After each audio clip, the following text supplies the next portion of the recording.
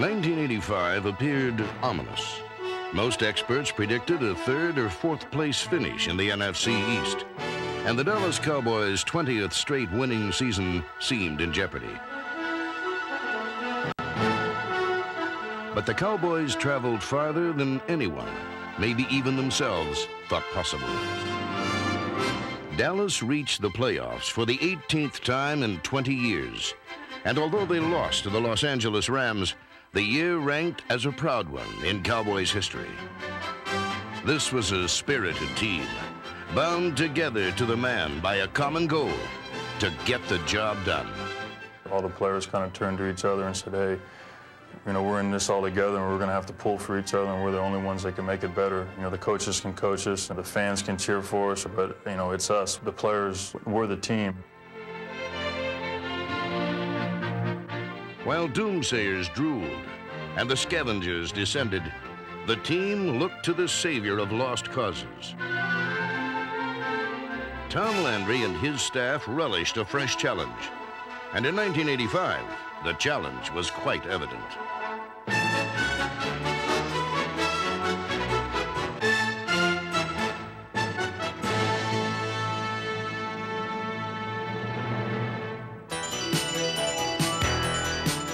On opening night, the Cowboys met the Redskins, a team many favored to win the NFC East.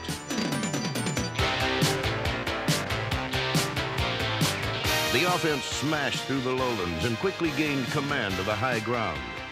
They better hurry. 19-18 without a huddle. Here goes White from the shotgun again. Second down at the 45, looking deep. Oh, he's got a man. It is caught by Renfro. A long touchdown. Mike Renfro. The Cowboys caught him napping. The Doomsday defense, led by Eugene the Hitting Machine Lockhart, put the Redskins to sleep, while the secondary, nicknamed Thurman's Thieves, intercepted 6 passes.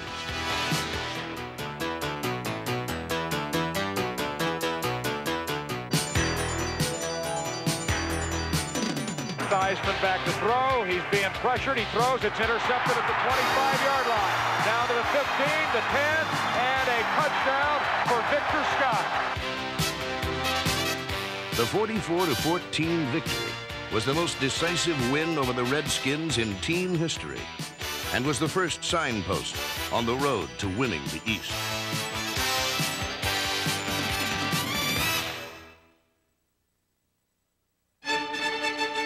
Another landmark was the new home of the Dallas Cowboys. The meticulously planned headquarters symbolized the organization's commitment to the future and dedication to keep the Cowboys at the forefront at every level of pro football. It was here that the Cowboys refined the aggressive design for their defense, a scheme of blitzes that stacked the odds in their favor.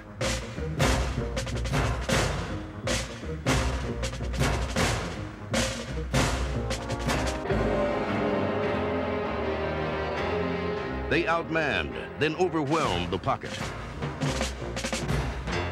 They drilled into opponents hard enough to knock the fillings out. They all came. Clinkscale, Thurman, Bates, Downs, Fellows, Scott, Rohr, Hegman, and Lockhart. Pressure equaled interceptions, as number 26, Michael Downs, captained a pass defense whose 33 thefts ranked second in the league.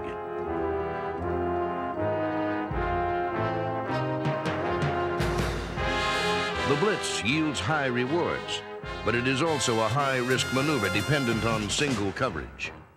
The reason that we're able to blitz as much as we do, one of the reasons is because everybody in our secondary can play man-to-man. You know, if you're afraid of man-to-man coverage, well, you're awfully hesitant to call the blitz, because that forces everybody who's left to cover somebody about themselves.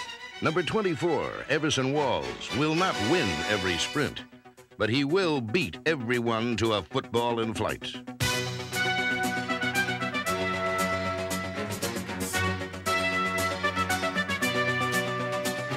The acrobatic cornerback stole 9 passes and became the first player to lead the league in interceptions 3 times.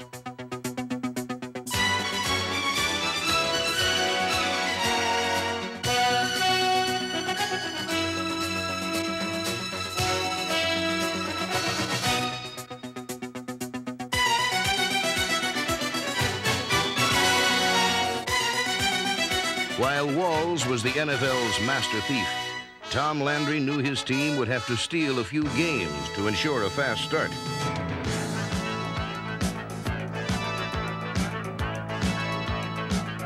The Cowboys won 5 of their first 6 games, with a victory over the Cleveland Browns launching a 4-game winning streak.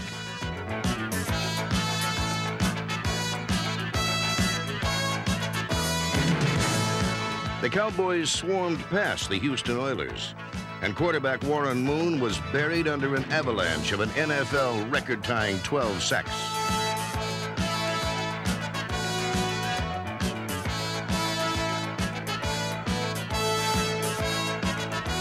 This joyride down an expressway paved with victories almost took a wrong turn down a one-way street in New York. All right, let's see what the Giants do with a single back on 2nd down and 8 at their own 22. Oh, they were going to throw, but Sims fumbled. Watch it, Dallas may have it back. The Cowboys, I think, have recovered a fumble at the Giants' 20-yard line. They have. Oh, my. Oh, my. Unbelievable. Unbelievable. A 32-yard try to give Dallas a 1-point lead with 2:23 to play. Low snap, good hold, kick on the way. Kick is good, Cowboys lead.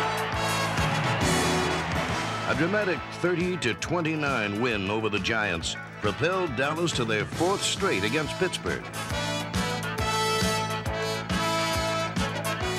The flying feet of Tony Dorsett snapped the Steelers' 7-game victory streak over the Cowboys. Toss right to Dorsett with a block from Williams. Reverses field left. Hurry to the 35, upfield 30. Here he goes. Vintage Dorsett. A classic. An absolute classic. 5 victories in 6 weeks framed another picture-perfect season by Tony Dorsett. The focal point of the Cowboy offense and the target of every defense, Dorsett vividly demonstrated that as his yards piled up, so did Cowboy victories.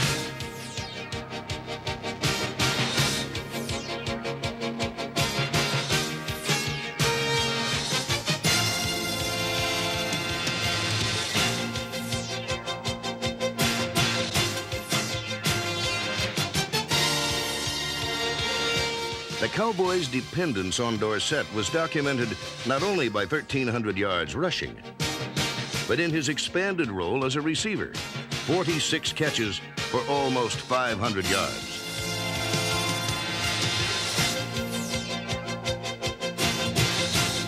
Tony scored 10 touchdowns, and his scoreboards lit up. So did his eyes. A lot of times I'm not seeing numbers. I'm not seeing bodies or where they're coming from. What I'm doing is seeing colors. So I'm moving in the opposite direction of colors a lot of times. When I'm going this way, I'm seeing colors, I'm seeing my people on their people, and if something flashes, by the way, it makes me change direction.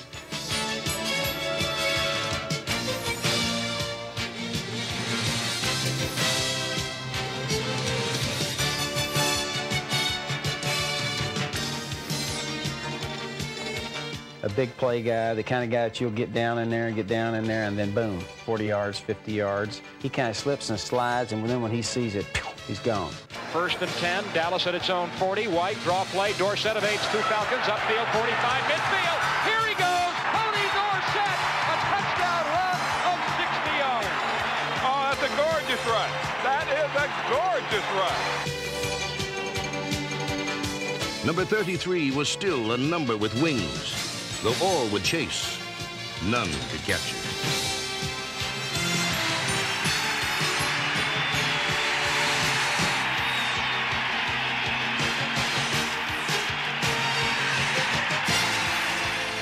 Tony Dorsett has missed but 3 games in 9 years. And in yet another season of great achievement, he became only the 6th player in NFL history to rush for more than 10,000 yards.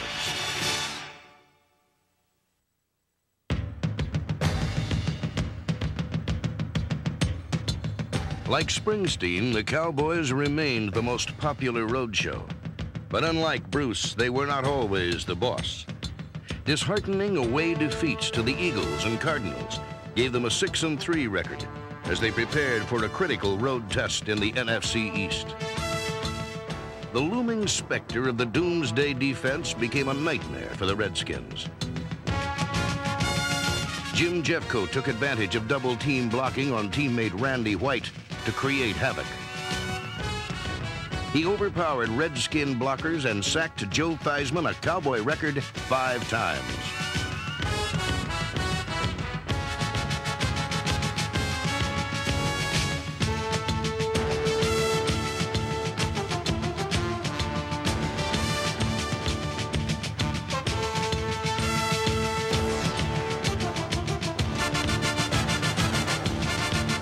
The Cowboys swept the season series and won 13-7. Jeffcoat helped the Cowboys amass a team record 62 sacks and made the defensive front one of the most feared in pro football. There was steady John Dutton, number 78, number 1 draft pick Kevin Brooks, number 99, and powerful Don Smerick, number 60. Ed Too Tall Jones led the team in sacks with a career high of 13.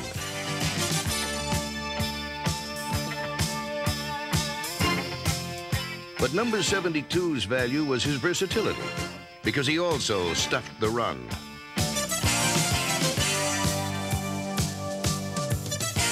The anchor of the front four remained 8-time All-Pro Randy White, whose every step brings him closer to the Hall of Fame. Many times people fall into 2 categories. Those who say, I'll do my best, and those who say, I'll be the best. And Randy White, whether he's ever professed it or not, wants to be the best. He does not accept defeat. He does not accept the fact that he cannot make the play. He just believes and plays as if he personally can make any play that has to be made, and he does.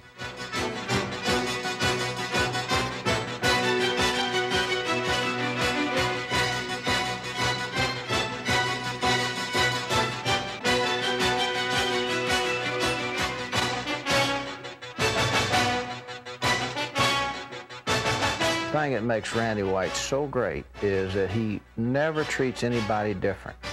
I don't care whether you're playing the best football player as an offensive line or the worst one. He doesn't care. I mean, he's going to play them the same way every week. And when you have that kind of a player, you're going to have a player that's going to dominate. The most dedicated 100% player that I've ever seen, and he's as good a defensive player as I've ever been around. It was not only the stars, but the supporting cast that turned the team into a hit show. Eager youngsters and veteran role players made the special teams worthy of curtain calls.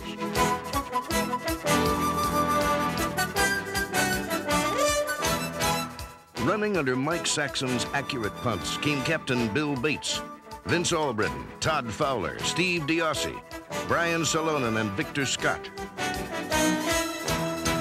Perfect holds have made Raphael Septien the Cowboys' all-time leading scorer.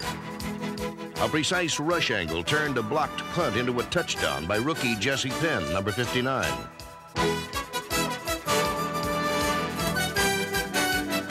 Improved special team play was a leap forward, but the flight plan that would carry them from contender to champion led down darkened runways. Indeed, a stark contrast of shadows and sunlight marked the stretch run of 1985. A blowout by the Bears was followed by 2 impressive and important victories over Eastern Division rivals. The Eagles fell 34-17, and the Cardinals 35-14.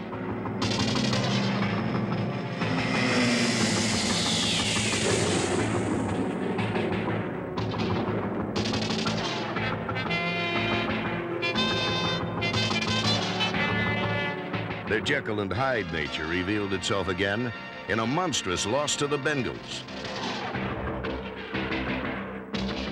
A victory would have cemented a playoff berth. Now, this stormy season had no break in the clouds.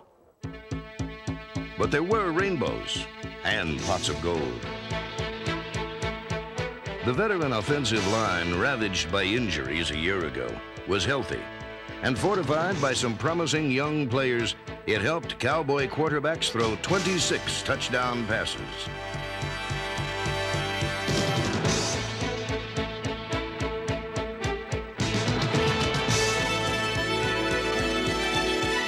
When push came to shove, Posderick, Thompson, Schultz, Titensor, Cooper, and Rafferty cleared things out for the #1 passing offense in the NFC.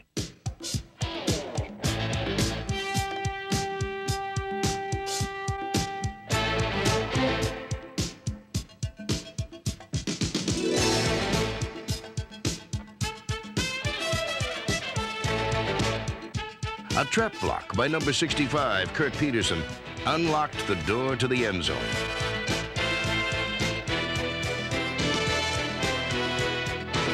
Tenacious blocking by number 70, Howard Richards, helped Tony Dorsett to an easy score.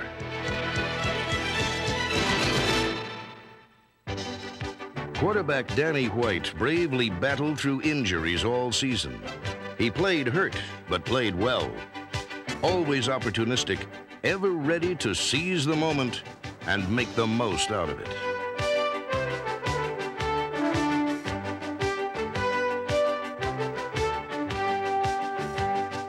Number 11 threw 21 touchdown passes to a variety of inviting targets.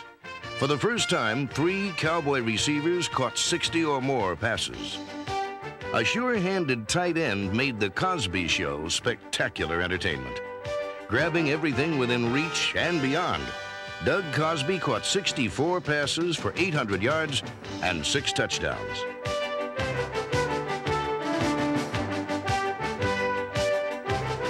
Tony Hill's ability to run after the catch netted him over 1,000 yards, and his 74 receptions were a team record.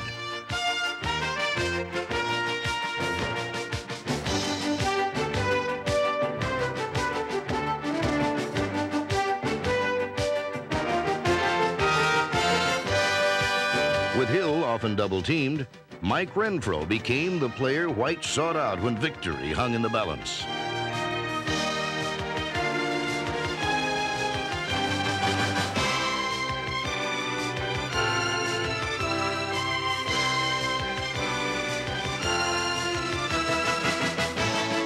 Slight of build, but staunch of heart, neither catch nor contact deterred number 82.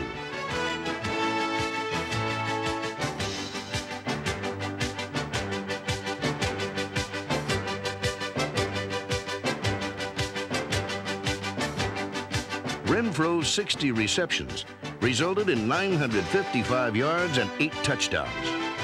But more importantly, he would be a central figure in the climatic game of the 1985 season.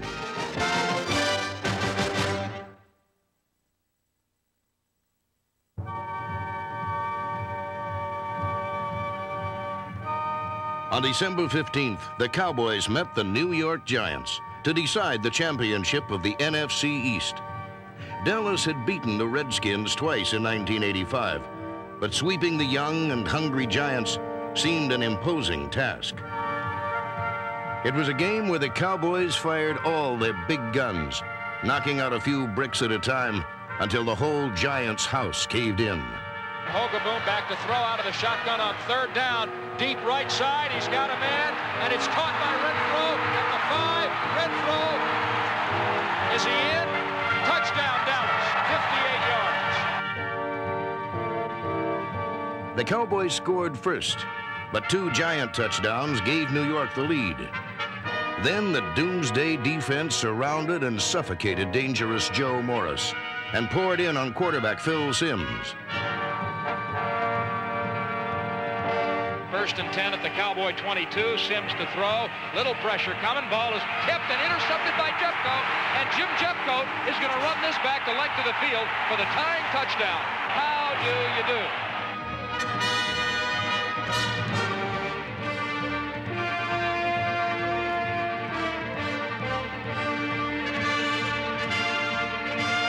The amazing turnaround continued when the Cowboys scored their 2nd touchdown in less than a minute and built a 21-14 lead.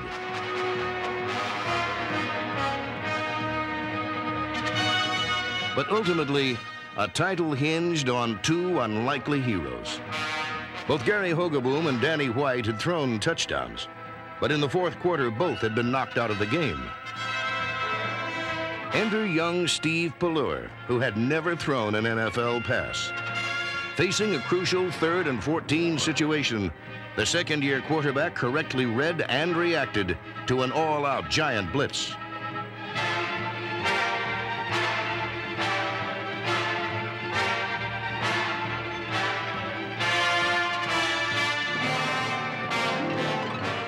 Rookie receiver Carl Poe turned the pivotal play of the game into 28 yards and the critical first down. Timmy Newsom's touchdown constructed a 28-14 lead.